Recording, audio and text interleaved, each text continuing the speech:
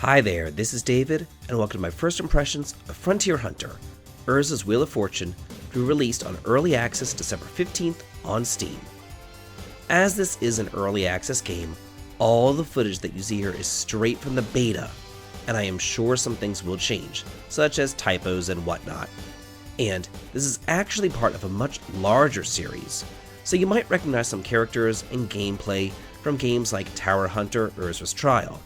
So, with that out of the way, let's get on to the review. While not a JRPG in a traditional sense, this is much more of a Boobievania in regards to gameplay, but with a metric ton of RPG elements to go along with it. You're going to see some JRPG staples such as multiple party members, leveling up, buying equipment, items, armors, and accessories, casting magical spells, as well as upgrading and customizing your equipment. Because of all this, along with the beautiful art style, I do believe that this is the perfect marriage of the two genres, and anybody who liked Blaster Master, Super Metroid, or Castlevania Symphony of the Night can probably find something to like here. You play as Erza, a monster hunter on an airship able to fly across floating continents, joined by her friend / love interest / creepy stalker, Ciara. It's that weirdo anime girl crush boob-grabbing sexual assault thing that I hated so much in Cold Steel, only it's now coming back to rear its ugly head here. But anyway, Erza is also joined by her talking barrette, Diablo, who also gets off on hitting on anything that moves. It's kinda weird in that anime weirdo way.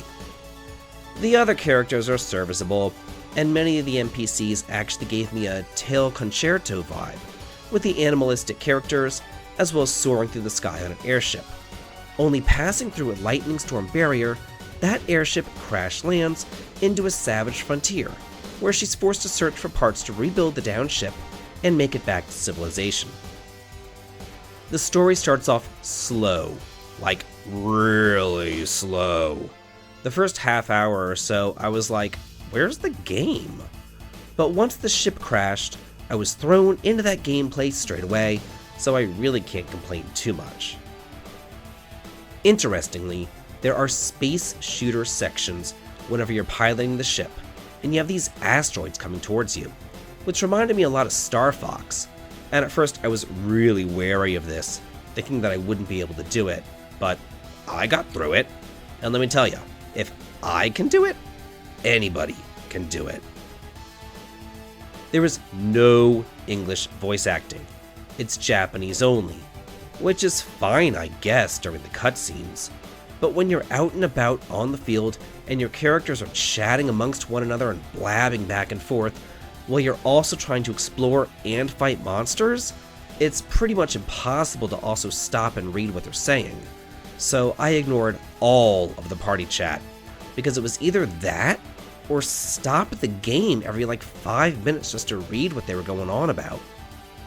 Hopefully they do give the game some English voice acting in the final product, because it really needs it, especially for that party chat. Then there's the translation itself, with jewels such as, "What are these infrastructures?" and "Interesting, we might find something interesting." Add to the fact that many times the words aren't properly formatted and they wrap around the screen, means that there's some issues going on here. But again, this is a beta, and I certainly hope that they fix those in the final product. But honestly, the story was the worst part of the game for me. However, if you're playing this for the story, you're doing it wrong, because everything else was uphill from there. It starts off slow with you just kind of exploring the spaceship and getting a feel for the controls, but after about a half an hour or so, you crash land into the unexplored frontier, and you and Ciara are sent on your way. Each area opens up with slow, controlled progression, just like a good Boobievania should. You poke around the forest, look for those missing parts to fix up the ship, and beat some baddies up. The controls are fast, fluid, and fun. You can dash, jump, and climb on your way to find all sorts of different hidden treasures, which is really the core of the game. The combat is fantastic. Each character has their own unique way of fighting. Erza fights with a spear, which gives her quite a long range. And interestingly, you can enter button combinations while you're fighting, similar to Street Fighter or Mortal Kombat. in order to activate combos and deal more damage. Ciara, though, is much more of a martial artist, using powerful kicks to fight. She can soar through the air, knocking them out with finesse. And while her kicking is much more close range, she also has access to a gun, which she can fire from afar. You can switch between control of the two characters at any time as well. So when one girl gets low in health, I would just kind of swap to the other one to make it back to a recovery point. Both ammo and MP restore slowly as you walk, but HP doesn't. The only way to restore HP is through potions or rest points.